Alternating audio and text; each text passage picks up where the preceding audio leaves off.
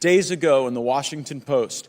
In Washington, military planners are realizing that China has surpassed the United States in hypersonic military technology. Does anyone seated at the table disagree with that assessment? Congressman, I think in terms of assessments, we should probably take that to a classified discussion.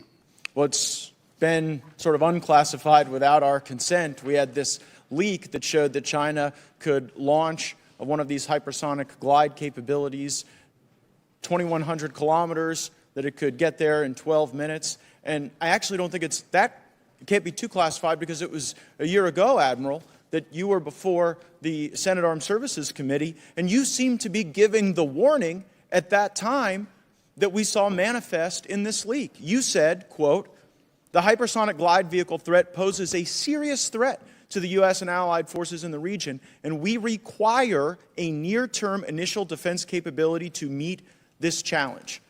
I read in between the lines of that to say you require the capability in the near term because you didn't have the capability when you gave this testimony before the Senate Armed Services Committee, not in a classified setting, but in open hearing. So I guess my question to you, because I sense you are the truth teller on a lot of these things, have you acquired the capability since this testimony?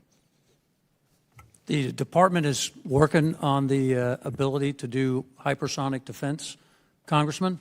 Again, I stand by what I said. I am concerned about it, and we. And it's still true today. Would you that statement that you made to the Senate Armed Services Committee in 2021? You wouldn't revise that or change that. That is true as we sit here today. It is. And so, what I observe about our posture in Indo-PACOM is that for the last 30 years, the United States has been building aircraft carriers that will never get into the fight, and we've spent years building littoral combat ships, Mr. Smith, that will never get into the fight.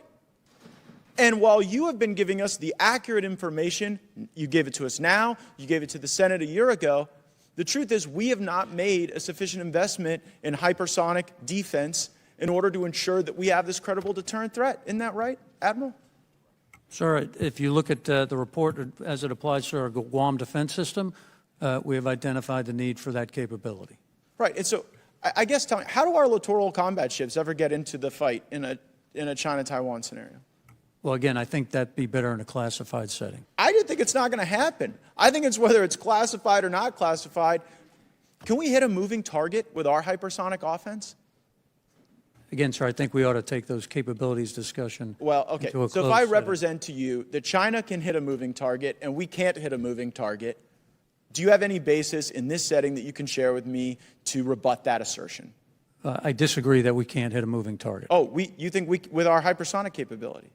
I didn't say with a hypersonic capability. Okay, but that's what I'm talking about, because of course we can hit moving targets, but with a hypersonic capability, it changes the deterrence analysis because the time window shortens considerably, as this leak of classified information tells us, kind of as you told us a year ago.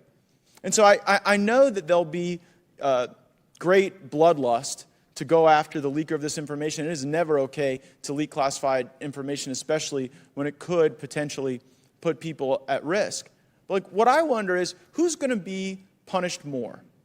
The knucklehead who leaked this information, or the generals and admirals and so-called experts who have sat before this committee and the Senate for decades saying that these capabilities that we were funding with gajillions of dollars were going to sufficiently deter China?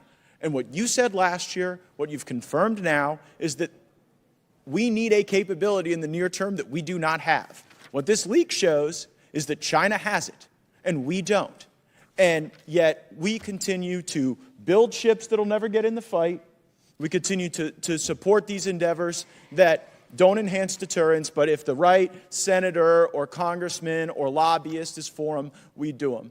And I think that's, while it is never okay to leak classified information, I think that's what animates the concern among some of our even youngest and most inexperienced service members that we are not really positioning to win this fight.